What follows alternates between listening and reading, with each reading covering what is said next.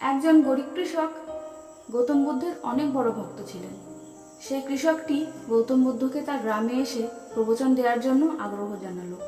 গ্রামের সবাই সেই প্রবচন শুনতে এসেছিল, শুধু কৃষক আসতে পারেনি, কারণ সেই দিন সেই কৃষকের গরু হারিয়ে যায়। তাই নিয়ে সেই কৃষক অনেক চিন্তিত ছিল যে সে প্রবচন শুনতে যাবে না তার গরু খুঁজতে। কৃষক ঠিক করলো যে সে গরু খুঁজবে, এবং অনেক খোঁজার পর সে তার গরু খুঁজে পেল। আর সেই দিন এত পরিশ্রম হয়ে গেছিল যে সে এসে খেয়ে ঘুমিয়ে পড়ে। পরদিন সে বুদ্ধের কাছে গিয়ে ক্ষমা চায়।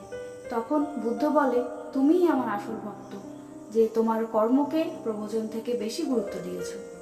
তুমি যদি তোমার কর্ম না করে আমার প্রবচন শুনতে, তাহলে তুমি মন দিয়ে শুনতে পারতে না, কারণ তোমার মন তোমার গরুতেই আটকে থাকতো।